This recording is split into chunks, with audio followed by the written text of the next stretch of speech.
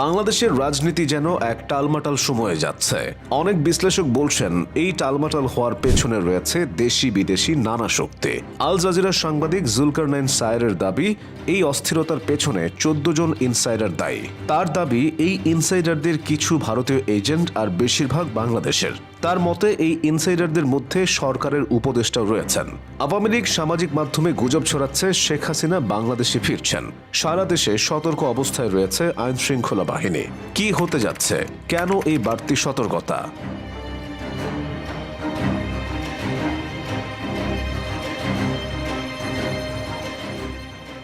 এনসিপির নেতা সাবেক ছাত্র সমন্বয়ক হাসনাত আব্দুল্লাহ তার ভেরিফাইড পোস্টে বলেছেন, শেখ হাসিনাকে ফেরানোর চেষ্টা হচ্ছে। নতুন মোড়কে আওয়ামী লীগকে ফেরানোর চেষ্টা হচ্ছে।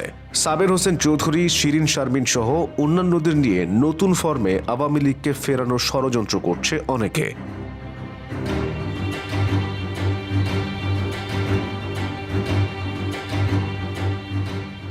শুধু হাসনাত আব্দুল্লাহ না, তাদের প্রধান নেতা নাহিদ ইসলামও এমন ষড়যন্ত্রের কথা বলছেন।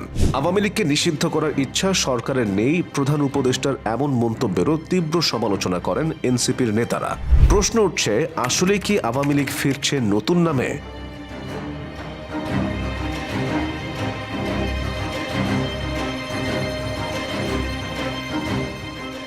সামাজিক মাধ্যমে প্রধান উপদেষ্টার প্রেস সচিবের একটা ভাইরাল পোস্ট জন্ম দিয়েছে নানা প্রশ্নের।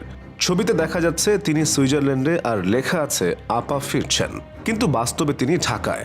তার নামে মিথ্যে গুজব ছড়িয়ে সাধারণ মানুষকে প্রতারিত করা হচ্ছে। এইভাবে গুজব ছড়িয়ে আওয়ামী লীগ দেশকে অস্থিতিশীল করতে চায়।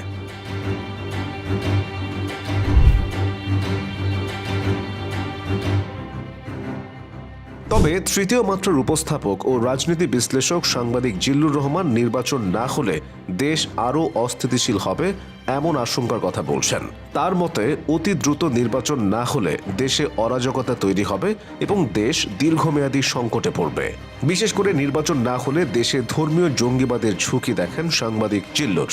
শুধু জিল্লুর রহমান না, এমন আশঙ্কা কিন্তু আল জাজিরার অনুসন্ধানী সাংবাদিক জুলকারনাইন সায়েরও দেখেন।